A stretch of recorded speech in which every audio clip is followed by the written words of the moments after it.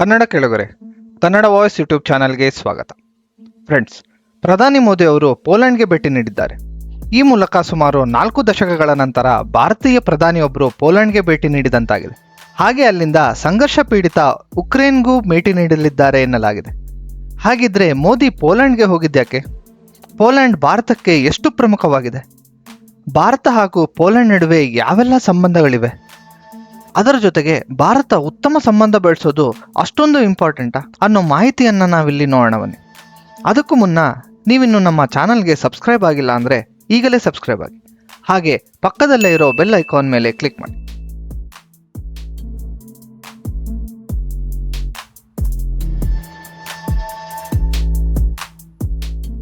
Friends, ಪೋಲೆಂಡ್ಗೆ ಬರುವಂತೆ Poland ಪ್ರಧಾನಿ Donald Tusk Modi ಅವರಿಗೆ ಆಹ್ವಾನ ನೀಡಿದರು. ಅವರ ಆಹ್ವಾನದ ಮೇರೆಗೆ ಇದೀಗ ಮೋದಿ 2 ದಿನಗಳ ಪೋಲೆಂಡ್ ಪ್ರವಾಸ ಕೈಗೊಂಡಿದ್ದಾರೆ. ಈ ಮೂಲಕ 45 ವರ್ಷಗಳ ನಂತರ ಭಾರತದ ಪ್ರಧಾನಿ ಪೋಲೆಂಡ್ಗೆ ಭೇಟಿ ನೀಡುತ್ತಿರೋದು ಅಂತಾರಾಷ್ಟ್ರೀಯ ಮಟ್ಟದಲ್ಲಿ ಮಹತ್ವ ಪಡೆದುಕೊಂಡಿದೆ. ಭಾರತ ಹಾಗೂ ಪೋಲೆಂಡ್ ರಾಷ್ಟ್ರಗಳ ನಡುವಿನ ರಾಜತಾಂತ್ರಿಕ ಸಂಬಂಧಗಳು ಆರಂಭಗೊಂಡು 70 ವರ್ಷಗಳು ತುಂಬಿವೆ. ಈ ಹಿನ್ನೆಲೆ 70ನೇ ವಾರ್ಷಿಕೋತ್ಸವ ಆಚರಣೆ ಮಾಡೋದಾಗಿ ಅಧಿಕಾರಿಗಳು ಹೇಳಿದ್ದಾರೆ. ಈ ಆಚರಣೆಯಲ್ಲಿ ಭಾಗಿಯಾಗೋಕೆ ಮೋದಿ ಪೋಲೆಂಡ್ಗೆ ತೆರಳಿದ್ದಾರೆ.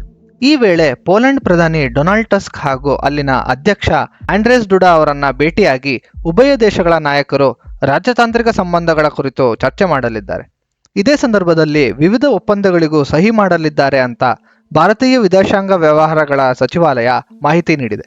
ಇನ್ನು ಪೋಲೆಂಡ್ ಪ್ರವಾಸದ ಬಳಿಕ ಮೋದಿ ಸಂಘರ್ಷ ಪೀಡಿತ ಉಕ್ರೇನ್ಗೂ ಭೇಟಿ ನೀಡಲಿದ್ದಾರೆ. ಈ ಮೂಲಕ ಭಾರತದ ಪ್ರಧಾನಿಯೊಬ್ಬರು ಉಕ್ರೇನ್ಗೆ ಭೇಟಿ ನೀಡುತ್ತಿರೋದು ಇದೇ ಮೊದಲು.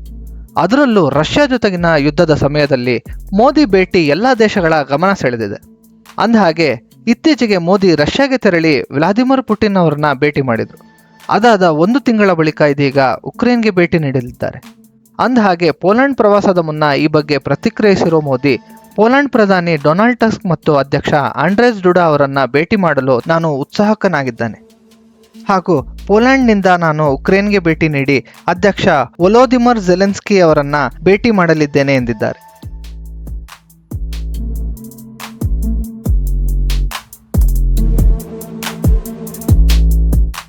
ಇನ್ನು ಭಾರತ ಹಾಗೂ ಪೋಲೆಂಡ್ ಸಂಬಂಧಗಳನ್ನು ನೋಡೋದಾದರೆ, 2 ದೇಶಗಳು 1954ರಲ್ಲೇ ಅಧಿಕೃತವಾಗಿ ರಾಜತಾಂತ್ರಿಕ ಸಂಬಂಧಗಳನ್ನು ಸ್ಥಾಪಿಸಿವೆ.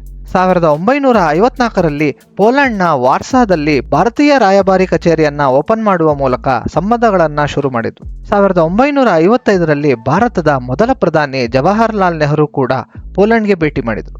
ಅಲ್ಲಿಂದ ಈವರೆಗೂ 2 ದೇಶಗಳು ಉತ್ತಮ ಸಂಬಂಧಗಳನ್ನು ಹೊಂದಿವೆ. 1976ರಲ್ಲಿ ಭಾರತ ಹಾಗೂ ಪೋಲೆಂಡ್ ವಾಣಿಜ್ಯ ಹಾಗೂ ಆರ್ಥಿಕ ಸಹಕಾರ ಒಪ್ಪಂದಕ್ಕೆ ಸಹಿ ಹಾಕಿವೆ. ಅಲ್ಲಿಂದ 2 ದೇಶಗಳ ನಡುವೆ ಉತ್ತಮ ವ್ಯಾಪಾರ ವಹಿವಾಟು ನಡೆಯುತ್ತಾ ಬಂದಿದೆ. 2019ರಲ್ಲಿ 2 ದೇಶಗಳ ನಡುವೆ $2.3 ಬಿಲಿಯನ್ ನಷ್ಟು ವಹಿವಾಟು ನಡೆದಿದೆ. ಹಾಗೆ ಅಂತಾರಾಷ್ಟ್ರೀಯ ವೇದಿಕೆಯಲ್ಲೂ ಉಭಯ ರಾಷ್ಟ್ರಗಳು ಪರಸ್ಪರ ಬೆಂಬಲವನ್ನ ಸೂಚಿಸುತ್ತಿವೆ.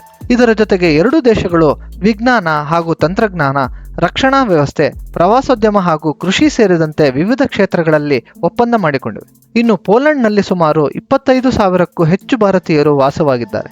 ತಮ್ಮ ಭೇಟಿ ಸಂದರ್ಭದಲ್ಲಿ ಮೋದಿ ಭಾರತೀಯ ಸಮುದಾಯದವರನ್ನ ಭೇಟಿ ಮಾಡಲಿದ್ದಾರೆ ಅಂತ ಹೇಳಲಾಗಿದೆ. ಪೋಲೆಂಡ್ ಭೇಟಿ ಬಳಿಕ ಮೋದಿ ಆಗಸ್ಟ್ 23ರಂದು ಯುಕ್ರೇನ್ಗೆ ಭೇಟಿ ನೀಡಲಿದ್ದಾರೆ.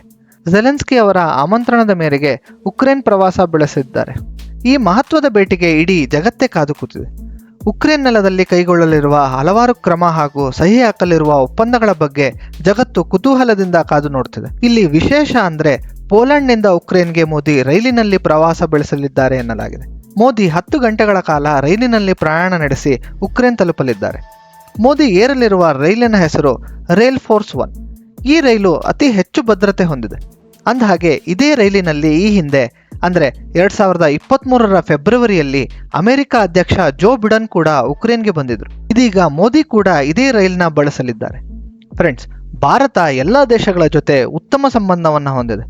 ಆದರೆ ಉಕ್ರೇನ್ ವಿಚಾರ ಇತ್ತೀಚೆಗೆ ಸ್ವಲ್ಪ ಭಿನ್ನವಾಗಿತ್ತು. ರಷ್ಯಾ ಜೊತೆಗೆ ಯುದ್ಧ ಶುರುವಾದಾಗಿನಿಂದ ಉಕ್ರೇನ್ ಭಾರತದ ಜೊತೆಗೆ ರಷ್ಯಾ ವಿಷಯ ಪ್ರಸ್ತಾಪಿಸಿ ಕಿರಿಕ್ ಮಾಡ್ತಿತ್ತು. ಜೊತೆಗೆ ರಷ್ಯಾಗೆ ಯುದ್ಧವನ್ನು ನಿಲ್ಲಿಸುವಂತೆ ಭಾರತಕ್ಕೆ ಆಗ್ರಹಿಸುತ್ತಿತ್ತು.